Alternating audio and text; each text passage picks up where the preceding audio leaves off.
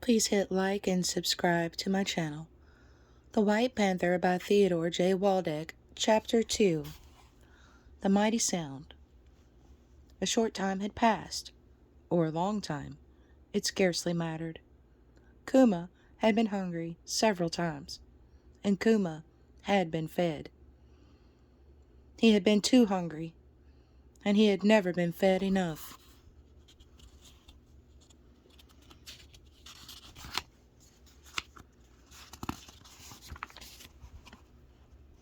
These things were his only measure of time, though he really had no sense of its passing. He knew when it was day and when it was night, and that was all, really, he needed to know. He knew that his mother kept danger away from him when she was at home, that he had to look out for himself and his brother and sisters while she was away. He knew that he still must not go out into the day or into the night, except when his mother was home and could stand guard while his sisters and brother played. Kuma himself did not care much for playing. It seemed rather silly to him. It happened on a certain afternoon. That dreadful sound he could never hear again without feeling a touch of fear. Kuma, who did not fear anything else. His mother was away when it came. But the sound brought her back, this time without food. The sound had done something even to the wild things she hunted. It was a vast, dreadful, roaring sound. It came from the direction of morning, and it crashed through all the forest. Rain sped before the sound, and the rain itself was a mighty thing. Kuma's brother and sisters whimpered this time, and Kuma did not try to stop them. For the first time himself, he was frightened enough to whimper. And it would not matter much if he had, since his family was too frightened to have hurt him. When his mother came back from the hunt, a brown spotted streak, and slipped into the den under the mora tree, Kuma sensed that she too was afraid, or at least very uneasy.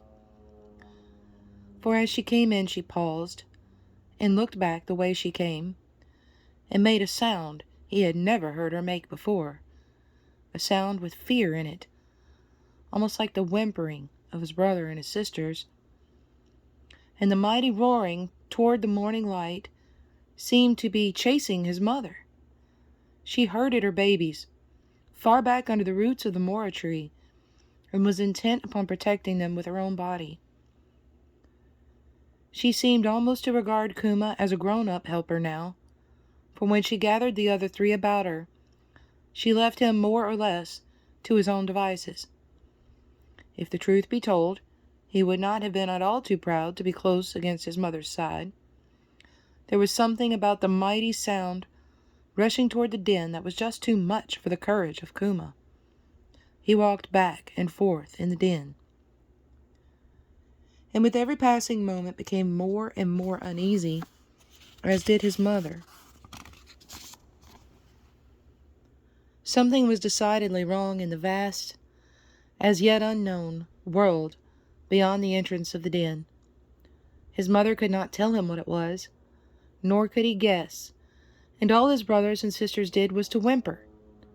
Now strange things were happening, even to the mora tree. The rain was filling all the forest, and the water was rushing under the tree. The jaguars were having a hard time finding a place even a little dry. The mora tree was high on the side of a hill, and the water was washing away the soil into which its great roots were set. That was probably why, when the mighty sound came, and the dreadful wind began to play havoc in this section of the forest, even the tree began to make sounds and sickening movements. The tree swayed up the hill, with much cracking and protesting, with sounds that were almost screams. Then it swayed down the hill, and cracked and protested even louder. Moreover, the roots of the great tree were making the earth move, the good, hard earth that was the floor of the den. A great ridge of earth ran right through the center of the lair. At first there had been no ridge, only a smooth floor, worn by the pads and rolling bodies of these jaguars. But after the tree swayed back and forth, there came the ridge. And after a little while, where the ridge had been there, was a huge naked root of the mora tree, one that Kuma had not even guessed was there. Then, besides swinging back and forth, the tree began to twist, and water raced faster through the roots, and the mighty sound of the terrific wind and rain was a horrible thing to hear. Hating water, and having to see so much of it was bad enough. But to see the work of the wind on the tree, as well as having to listen to its mighty roaring, was worse than ever. The tree cracked, within and without. A great rift appeared in the hollow area above the place where the roots sank into the ground. The tree behaved almost as though some giant had grasped the top of it and were twisting it between his thumb and forefingers. And Kuma, taking thought for himself, especially when the tree swayed downhill further and further and didn't seem to be swaying back at all, squalled like a frightened child and ran out into the rain without permission, and for the first time without a thought as to the dangers of the jungle might hold. There was more danger, he sensed, under the mora tree. His mother sensed the same thing, but not quite as quickly as did Kuma himself. She came out behind him, carrying Kuma's brother in her mouth, and no sooner had the three of them reached a spot where the falling tree could not harm them more than the tree toppled, with the mightiest and most fearful sound of all. Kuma gave no thought to the sisters, still among those roots, but his mother went back among them, almost before the fallen tree had come to rest on the side of the hill. But Kuma had heard his sisters scream, down among the roots, and he knew already that there was really no need for his mother to go back to them at all. He was quite sure of it, when she soon returned to him, and his brother, without his sisters. She picked up the smaller brother in her mouth again, and led the way into the black aisles of the forest. The rain drenched them, and all through the forest there was a roar of other great trees falling. The mighty sound of the wind and the rain possessed everything. Kuma needed no hint to know that he must follow.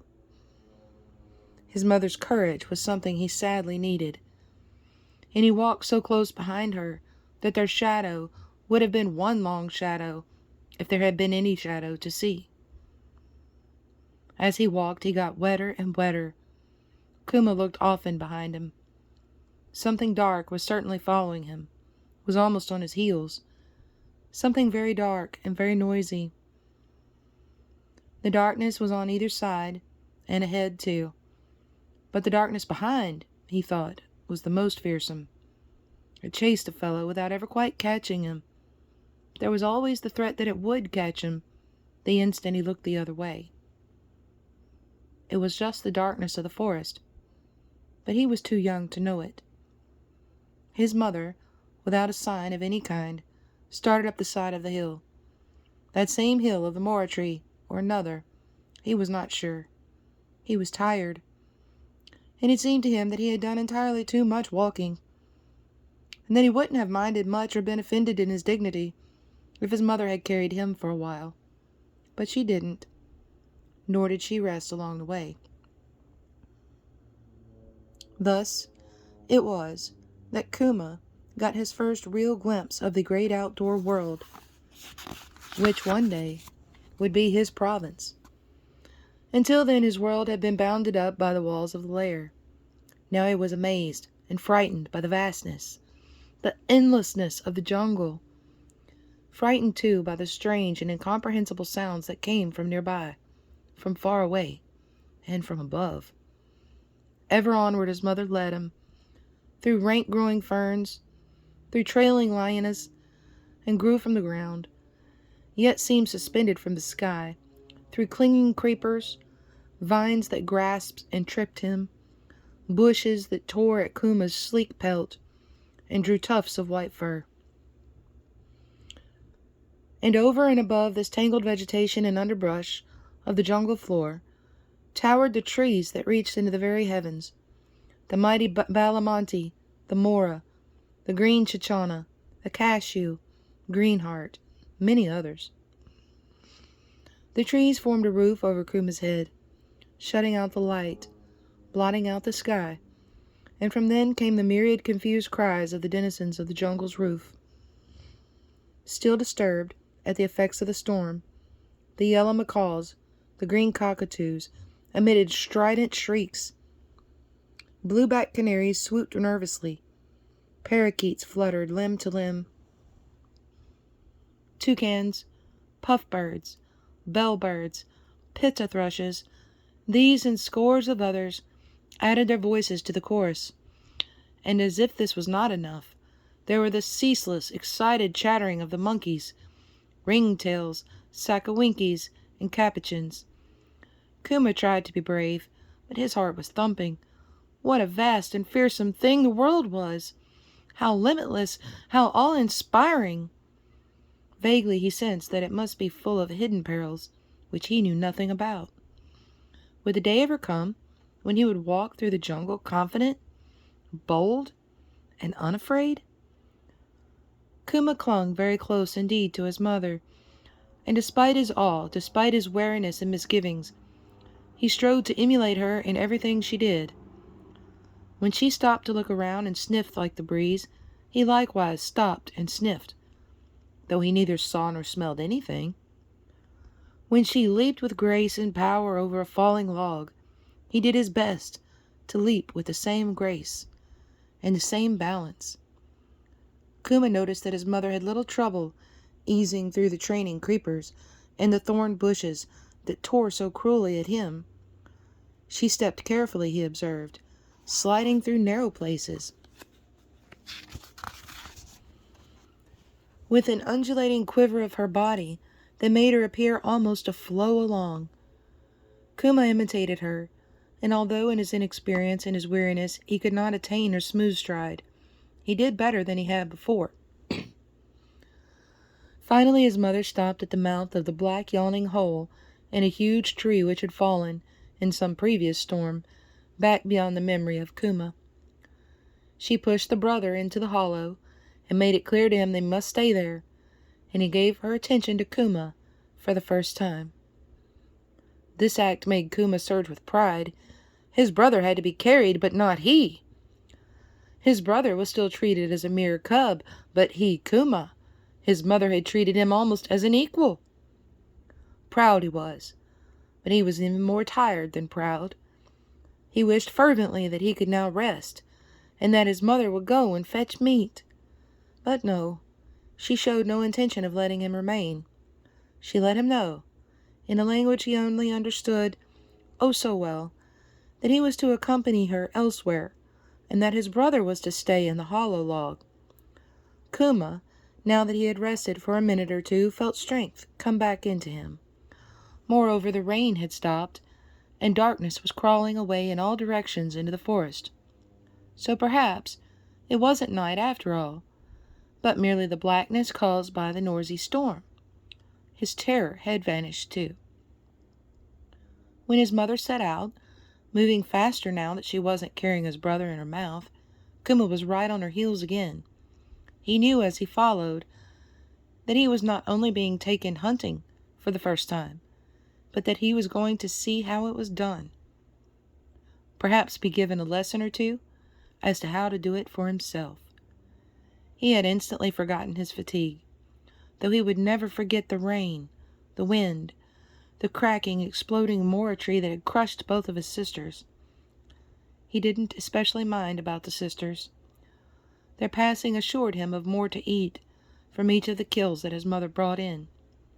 She suddenly stopped, crouched utterly still, only the end 3 or 4 inches of her tail moving with short, sharp little jerks that made no sound whatever. Kuma stopped. He crouched, as his mother had, utterly still, and discovered that the tip of his tail, with the blackness of that tip, would also move with little sharp, short jerks, and without sound. Just what was the occasion of this stop, he wondered. Then he caught the scent, and he wondered why there should be so much taking care about it. A laba, an overgrown guinea pig. Nothing dangerous. Tasty, of course, but one didn't have to exercise such care in stalking it. His mother ought to know better. Kuma saw the lava out after the storm, moving closer and closer through the forest aisles, completely oblivious to the fanged lightning toward which it was marching. Why be so careful about this helpless creature? Kuma held the little animal in contempt.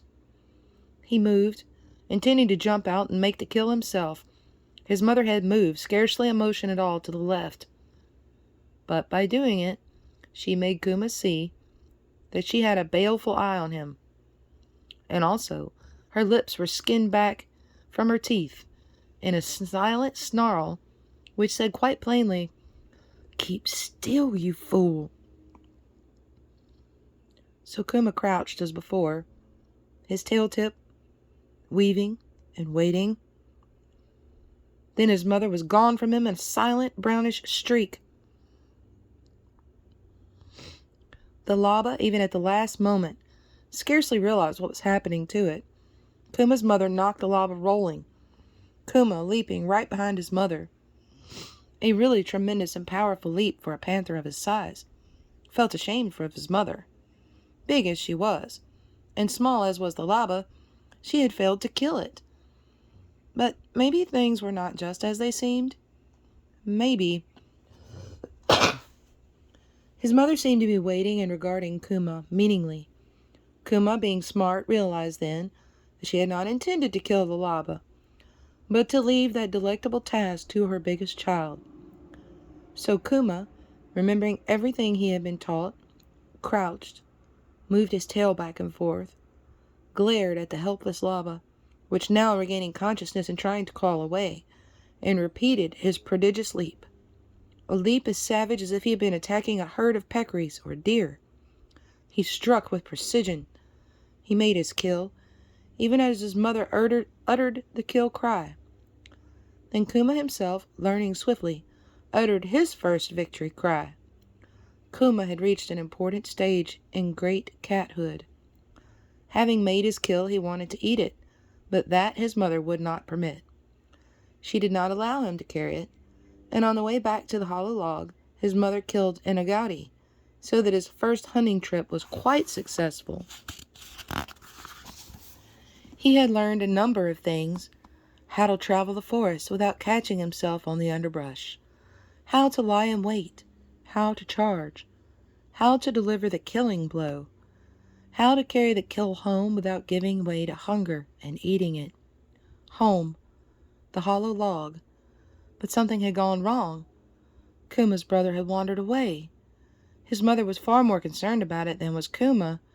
She left Kuma, the lava, and the agouti before the hollow log, and went swiftly off on the trail Kuma's brother had left behind him. Kuma ate heartily, crawled into the log, and fell asleep. Later, when he awakened, he wondered what had happened to his brother, and why his mother did not come back either. Please subscribe to the channel. This ends Chapter 2. Please join the next video, Chapter 3, Lost in Loneliness.